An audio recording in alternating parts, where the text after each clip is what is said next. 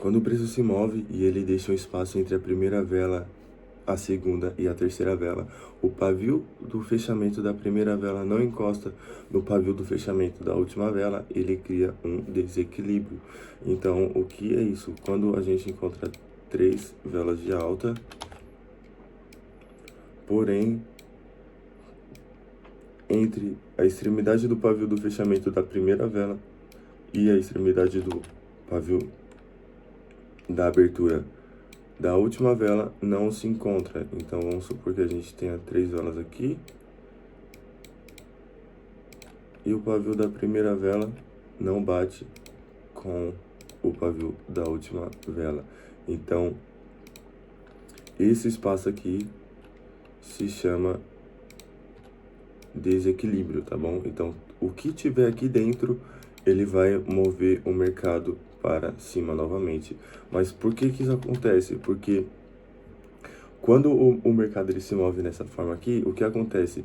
Dentro desse candle aqui, desse segundo candle, as instituições não conseguiram ter força suficiente para ela voltar e ela preencher esse gap aqui, entendeu? Esse intervalo de preço, porque como eles deixaram isso para depois, uma hora eles vão ter que voltar aqui para preencher esse gap aqui. Então, se ele só não iria voltar se isso aqui não tivesse nenhum gap, entendeu? Se essas duas linhas aqui se cruzassem.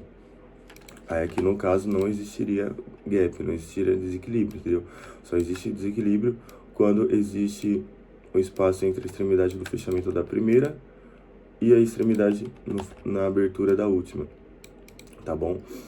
E aqui dentro existem muitas ordens de venda, então quando o mercado cai aqui, muitas ordens vendedoras estarão sendo abertas, muitos negociadores de varejo estarão abrindo suas posições de venda aqui dentro. E como as instituições se movem contra esse pessoal, isso aqui serve como um impulso de alta para a gente com essa leitura. Então, se você encontra um desequilíbrio desse, você vai ter que esperar ele voltar para sua região, e aí sim você consegue continuar pegando impulso para o topo anterior, entendeu? Para venda é a mesma coisa. Para venda você vai precisar de ter 3 velas. As cores da vela não importa, tá bom? As cores da vela não importam. Deixa eu pôr vermelho. Pode ser, a primeira pode ser verde, tanto faz. O que importa, o que conta para ele ser um desequilíbrio no preço, depende se o pavio da extremidade está encostando no último pavio. Então aqui no caso nós temos o pavio, a extremidade do pavio do fechamento e a extremidade da abertura da última vela. Então a mesma coisa. Tudo que tiver aqui dentro entre isso e isso é um desequilíbrio. Aqui as instituições não conseguiram preencher as ordens enquanto o mercado está mandando, então eles vão ter que voltar para preencher esse gap aqui. E as ordens que são posicionadas aqui, da maioria dos negociadores de varejo, é de alta. Então o mercado volta, pega essas ordens aqui e volta a cair, estopando o pessoal aqui que entrou comprado aqui, tá bom? Então é a mesma coisa, tá? Não existe, não tem dificuldade nenhuma. Cadê? Mesmo se ela fosse de compra aqui, cadê? Vamos supor se ela fosse mais alta. Mesmo se ela fosse de compra, tá bom? Não tem problema. Ele precisa ter o espaço entre a primeira e a última. Sabendo disso, você já sabe o que é um FVG e agora eu vou te mostrar na prática como você vai identificar isso aí, tá bom? Lembrando que primeiro vem a estrutura, o order block e agora vem o FVG, tá bom? E vem mais coisa ainda na frente. Então vamos supor que a gente... Aqui, cadê?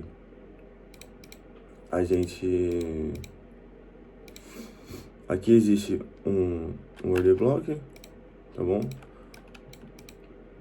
Order block não, engano, ó. Um FVG, aqui existe um, aqui existe outro. E mais para baixo não existe, aqui não existe. Porém, isso aqui não é válido, tá bom? Se existe uma pernada com vários pequenos desequilíbrios, você não vai considerar todos esses pequenos equilíbrios não, tá bom? Isso aqui não existe, tá? Isso aqui não existe em lugar nenhum, isso aqui vai funcionar, tá bom? Ele funciona aqui, tá bom? Ele pode não funcionar aqui, pode não funcionar aqui, pode não funcionar aqui, porque é uma pernada só, entendeu? Aqui é um ciclo de 1, 2, 3, 4, 5, 6, 7, 8, 9, umas 10 velas aqui, entendeu? Então, isso aqui, o primeiro que vai contar no impulso, se tiver um impulso com vários, o que vai contar é o primeiro, tá bom? Ele respeitou no primeiro, ele fez o falso rompimento e já retornou, entendeu? Fazendo a varredura de liquidez mais acima. Então, a mesma coisa para a compra, tá bom? Se você tiver 50 velas de alta, cadê aqui, ó? Vamos supor, a gente tem o primeiro aqui, tá bom? Aí a gente tem o segundo aqui. Não conta, entendeu? Isso não conta, isso aqui não é válido como nada. Vários pequenininhos aqui, né? Isso aqui não conta.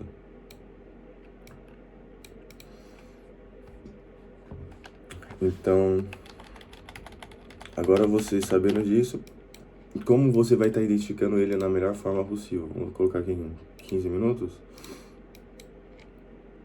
É pra estar mostrando. Então, o que você vai precisar de fazer? Você vai precisar de esperar uma varredura de liquidez, no caso aqui foi um pouco depois da abertura.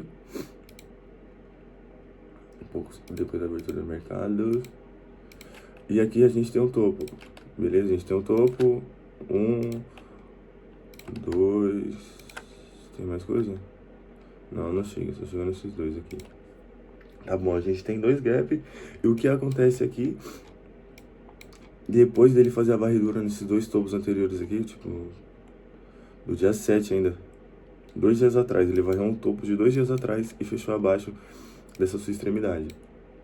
Então aqui a gente criou um desequilíbrio, entendeu? A gente fez a varredura, criou o desequilíbrio da venda, as instituições voltaram para preencher esse fundo, para preencher esse desequilíbrio, e aí você consegue efetuar a sua venda no risco de 1 para 1, no mais seguro possível, entendeu? Aí você coloca o seu stop abaixo da extremidade, pega na abertura da próxima, o risco de 1 para 1, tá bom? Risco de 1 para 1, tranquilamente, tá? E a mesma coisa para compra, você vai ter que esperar uma varredura de liquidez, claro, você vai ter que olhar a estrutura diária, se a estrutura diária estiver conforme o que você está analisando, você consegue executar, tá bom? Então, vamos achar outro exemplo aqui.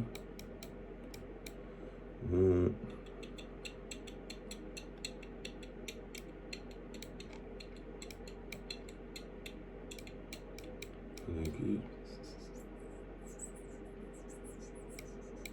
Bom, aqui eu não vou achar porque estamos numa estrutura de baixa faz uns dias. Porém, é praticamente a mesma coisa, entendeu?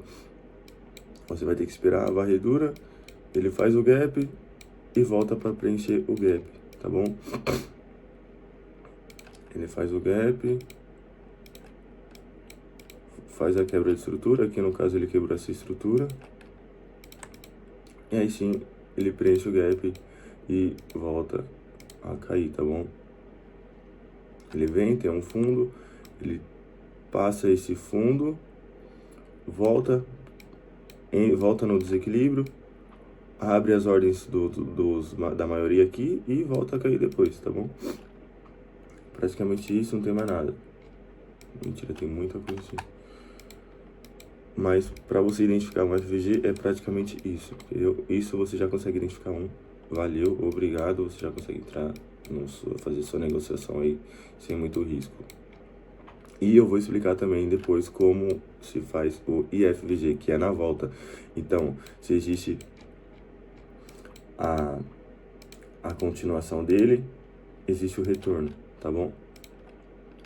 Existe o caso dele vir aqui e voltar para cima, tá bom? Mas isso é outra coisa. Se você tem alguma dúvida, pergunte, eu respondo. E nunca use um gerenciamento loucura, nunca tente voltar a fazer tudo do jeito que você sempre fez, porque a volatilidade nem sempre vai ser a seu favor, tá bom? Obrigado a todos.